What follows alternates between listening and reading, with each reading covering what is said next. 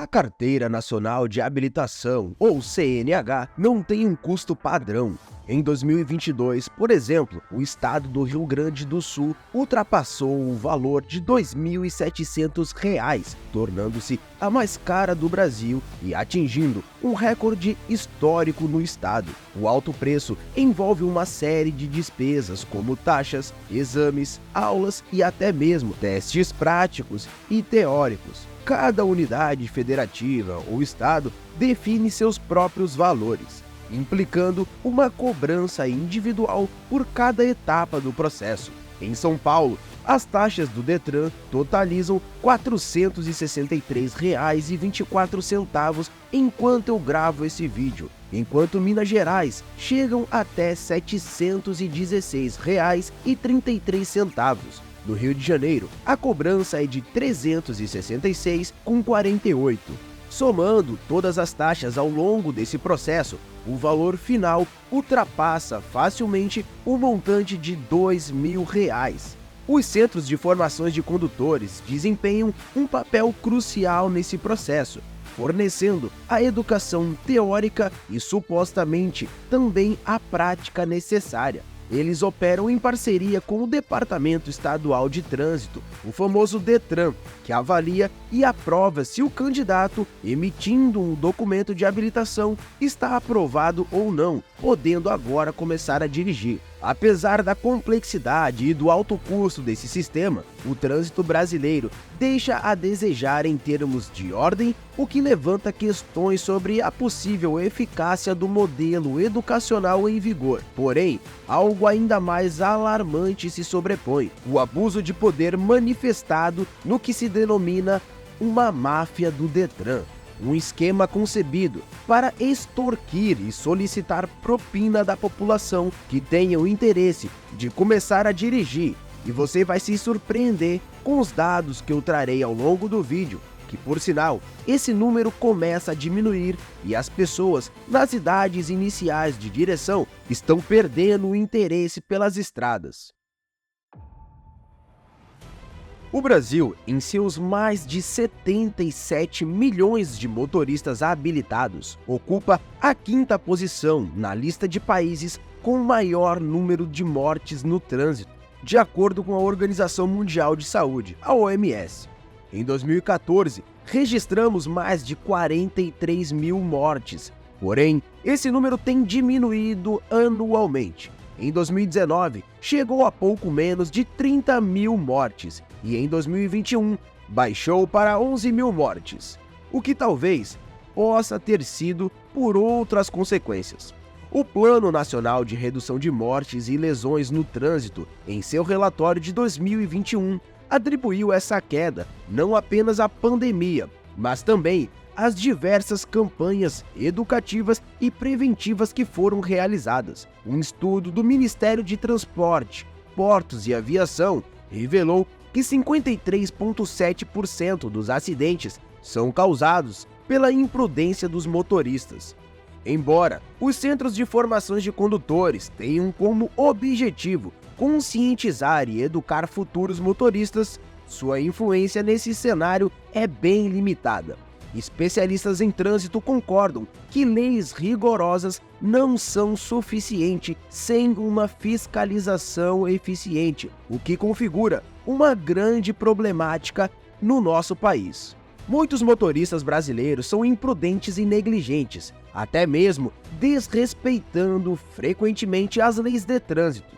Em teoria, o tempo e dinheiro investido na educação para ter uma CNH junto ao CF6 deveriam fazer com que esses tipos de comportamentos diminuíssem, mas não é o que ocorre.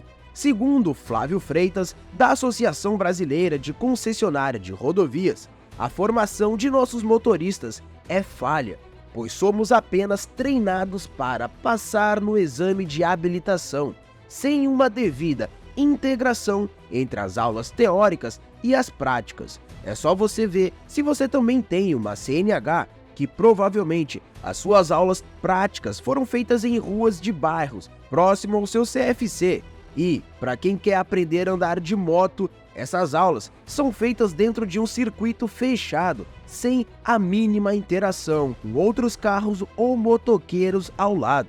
Poderíamos atribuir a culpa dos acidentes à tendência brasileira de desrespeitar as normas, a pressa ou até mesmo a falta de penalidades severas que de fato acontecem. Porém, isso também indica falhas no sistema do Detran, esse órgão responsável pela regularização de veículos e de documentação de trânsito. Logo, portanto, pela formação de condutores e fiscalização de veículos, tem sido alvo de críticas que começam a fazer sentido. As queixas vão além das taxas excessivas e do ensino simplório. Há também a acusação de corrupção envolvendo propinas e repasses indevidos. Cada Detran é independente com autonomia administrativa e regulamentos próprios, variando de estado para estado. A burocracia para a obtenção da CNH tem levado os brasileiros a questionar se não haveria uma maneira mais eficiente e econômica de conduzir todo esse processo, considerando que em alguns países o sistema é bem mais simples.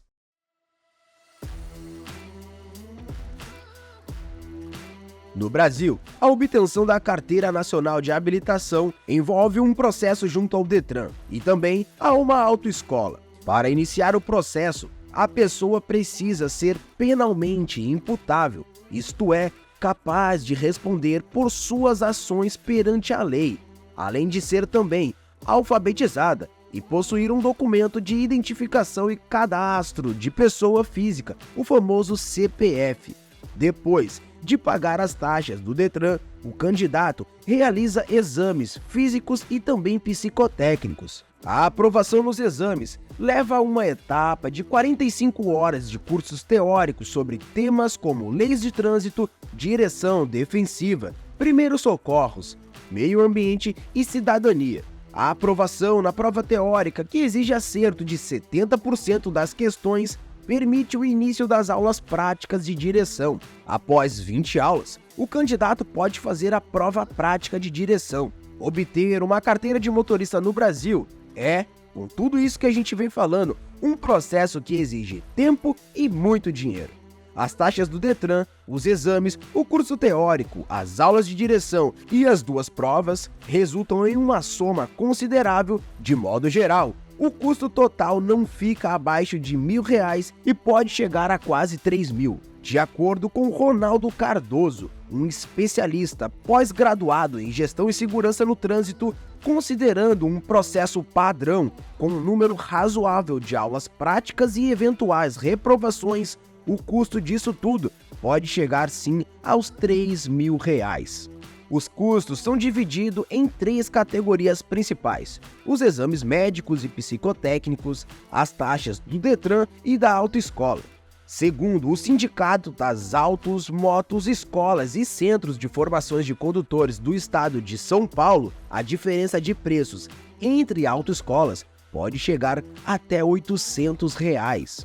Porém, aqui também precisamos falar que alguns custos extras podem aparecer durante o processo. Por exemplo, a perda de uma aula requer o pagamento de cerca de R$40, conforme estipulado pelo Detran. Se o aluno falhar no exame prático de direção, terá que pagar pelo reteste e pelas aulas extras de direção, se necessárias. E grave essa informação: as autoescolas podem variar seus preços devido à concorrência e aos custos operacionais, desde que os valores sejam estipulados em contratos. Com tudo isso, esses preços podem ser excessivos, gerando lucros significativos às custas das reprovações dos alunos. Segundo uma pesquisa da Jus Brasil, há uma grande variação nesses preços. Em 2021, em São Paulo, a remarcação da prova prática variava de R$250 a R$380 e a prova teórica de R$50 a R$200. Em alguns casos, o valor cobrado era 900% maior do que a taxa estabelecida como necessária pelo Detran. Em 2015, a obrigatoriedade do simulador aumentou ainda mais os custos da CNH. O projeto de lei pretendia que os novos motoristas tivessem pelo menos 5 horas de aula no simulador antes de ir para as aulas práticas no volante. A ideia era que os alunos adquirissem noções de direção e enfrentassem possíveis adversidades antes de se sentarem ao volante. No entanto, somente 2 anos depois, em 2017, as autoescolas conseguiram implementar o simulador, devido ao seu alto custo que chega a R$40 mil e às necessidades de o equipamento ser atestado pelo Inmetro para que pudesse ser utilizado. Tanto as autoescolas quanto os alunos estavam bem insatisfeitos com essa exigência. O simulador causava tonturas em alguns alunos e as autoescolas enfrentavam problemas técnicos regularmente com o equipamento. Em 2019, o Conselho Nacional de Trânsito tornou o simulador agora opcional, numa tentativa de reduzir a burocracia e os custos do processo de habilitação em cerca de 10%. E tudo isso que eu te falei aconteceu em apenas 4 anos desde a criação da ideia. Tal cenário explica por que os brasileiros buscam simplificar o sistema de obtenção da CNH no país. Além dos altos custos e do tempo investido, existem ainda irregularidades nesse processo, complicando ainda mais a situação. Numa gravação clandestina, um funcionário do Detran é visto e registrado conversando com um proprietário de autoescola sobre uma diretriz chocante. Os fatos eram reprovar 60% dos estudantes no exame prático para obter a CNH. A conversa revelada pela Rádio Cidade Verde também menciona um bônus para os instrutores que conseguirem atingir essa meta. No Brasil, quando alguém falha no exame de direção prática, a recomendação é realizar mais aulas com o instrutor e reagendar o exame, ambos os custos para o aluno, nunca para a autoescola. Por mais paradoxal que pareça, as autoescolas, apesar de terem que atingir uma taxa de aprovação de 60% para renovar o seu registro anual junto ao Detran, não saem perdendo quando um aluno é reprovado. Alguns estabelecimentos, inclusive, insistem que os alunos façam aulas extras após reprovar, uma prática considerada ilegal e abusiva. Até porque algumas exigem que os alunos façam, não é apenas uma indicação ou uma sugestão. Uma autoescola tem a liberdade de sugerir a um aluno que precisa de mais aulas práticas. No entanto, ela não pode obrigá-lo a realizar mais aulas se ele, o aluno, se sentir preparado para refazer o exame. Entretanto, muitos alunos desconhecem essa prerrogativa e, para evitar despesas adicionais por reprovar, eles acabam optando por subornos e compras de habilitação. Em Uberlândia, Minas Gerais, uma investigação conduzida pela TV Record revelou um esquema de venda de carteiras de motorista envolvendo 2 autoescolas, funcionários do Detran e também uma delegada de polícia. Motoristas dispostos a garantir a aprovação no teste prático pagavam até R$ 1.500 a mais à autoescola. Este valor era então dividido entre os participantes do esquema, com a maior parte indo para o examinador da prova, responsável por aprovar o aluno ou não. Infelizmente, este não é um caso isolado.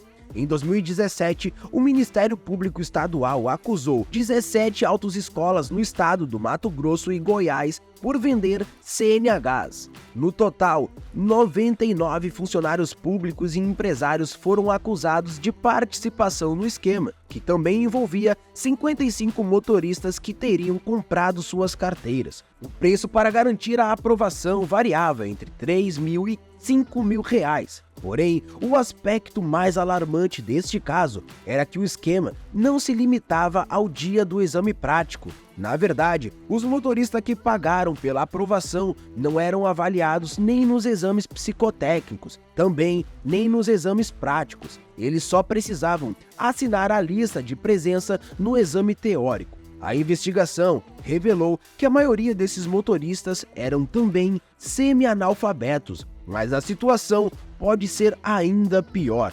Em uma outra investigação realizada também pela TV Record, foi revelado um caso onde pessoas sem nenhuma deficiência física adquiriam fraudulentamente a carteira de motorista especial para deficientes. E o motivo é o que vai te surpreender ainda mais. No Brasil, a lei de número 8.989 isenta pessoas com deficiências físicas de pagar o IPI na aquisição de automóveis. Isto significa que a pessoa com deficiência pode adquirir carros com descontos e sem pagar o IPVA. Essa isenção atrai muitas pessoas sem deficiências, buscando obter benefícios indevidos como o jeitinho brasileiro.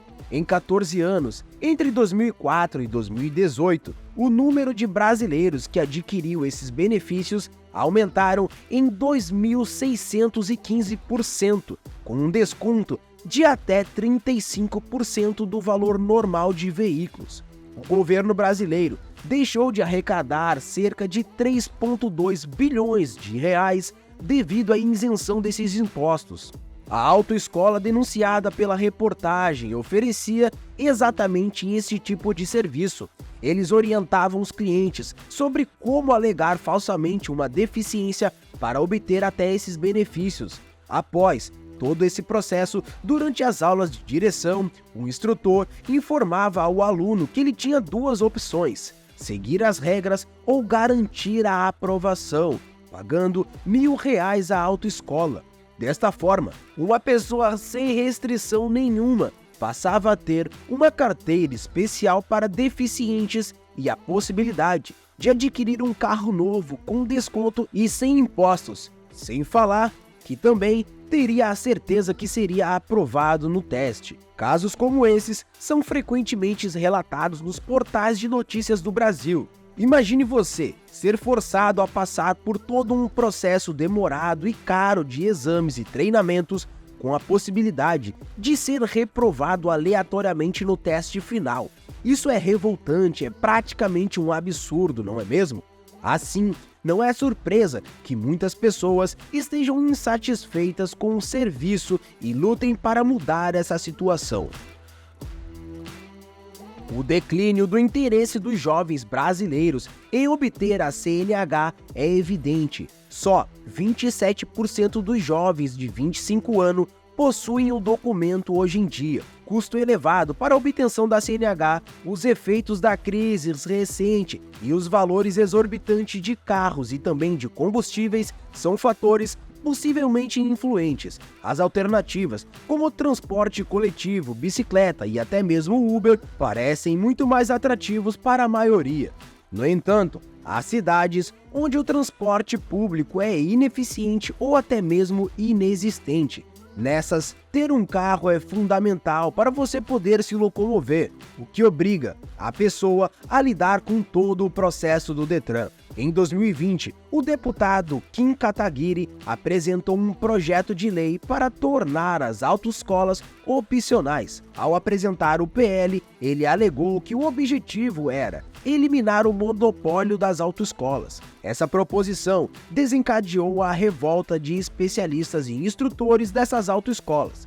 David Duarte Lima, doutor em segurança de trânsito, sugeriu que o deputado visitasse uma autoescola. Ele também defendeu a valorização dos instrutores e profissionais que, embora mal remunerados, desempenham um papel vital na segurança das estradas. Comparou a formação de motoristas no Brasil com a dos Estados Unidos e Bélgica, onde centros de formação de condutores não são utilizados. Nesses países, o candidato precisa apenas passar no teste teórico e marcar a prova prática, sem a necessidade de aulas com um instrutor.